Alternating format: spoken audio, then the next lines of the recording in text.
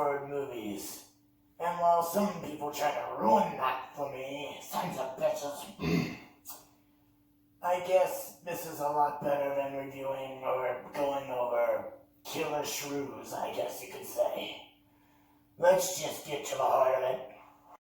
So, the 1925 Phantom of the Opera.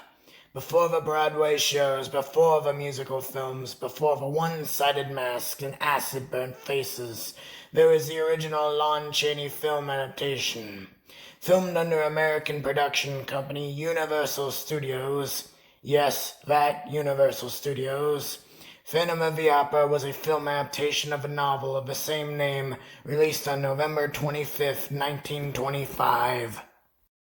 The flick centers around a character known as the Phantom, or Eric as he is later called. A deformed man that tries to make a woman fall in love with him by sabotaging her competition so she can be the prima donna of the opera house. The Phantom believing she is the only thing that might give him some sort of humanity back that the rest of the world has taken away from him. Christine, the object of the Phantom's affection, is mortified by Eric and his lifestyle, shall we say. Ungrateful bitch! Enraged, Eric threatens Christine's life, but she pleads with him, and he lets her go, but warns her not to betray him. She betrays him by getting her fiancé involved, and chaos ensues, eventually leading to the Phantom of the Opera's demise. The film's set was a recreation of a Paris opera house on the infamous Stage 28, a stage that still stands today, or pieces of it anyway. The fact that the movie didn't turn out a muddled mess is kind of amazing given the production issues on set. The majority of the cast and crew had an uneasy relationship with the director Rupert Julian, to say the least. So much so that Lon Chaney ended up directing most of his scenes as the Phantom. Speaking of Lon Chaney, his makeup for the character is still haunting to behold almost 90 years later. For those who are unaware, Lon Chaney always did his own grotesque makeup for horror films. Those through some painful and mysterious methods we still don't know about today, he was able to give that skull-like look to Eric.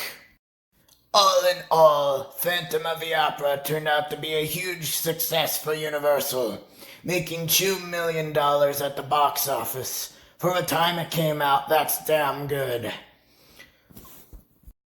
Unlike future adaptations, this film truly is a horror movie. The romantic tones are vaguely there, opting for a more controlling and villainous Phantom. The best way I can honestly sum up the character of the Phantom is what he does right before his death. As the angry mob is about to kill him, he holds up his hand in a fist as if some kind of super weapon is in it.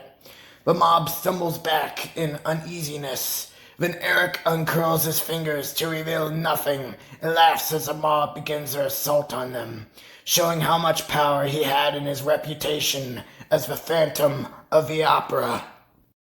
The 1925 Phantom of the Opera is one of my personal favorites. Mostly this is due to the work of Lon Chaney in the film. His character always has this presence about him. I enjoy the romance between Eric and Christine, a more realistic take, and that makes it all the more tragic. The Phantom's use of traps and his glee for them kind of reminds me of a Saturday morning cartoon villain. Or rather, a Saturday morning cartoon villain reminds me of the Phantom. The character's makeup is still shocking to this day. One of the best makeups in a film this old I've ever seen. The downside to this is the other characters are completely outshined by the Phantom. To be honest, without the Phantom character, this movie would be nothing like it is now. All in all, I find it's a real shame other versions have become of what most think of when they think of this story instead of this movie. Especially when it comes to that musical crap.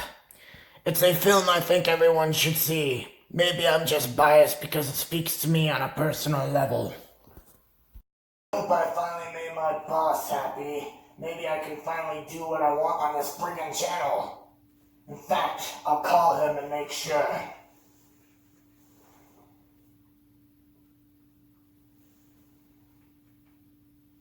Hi.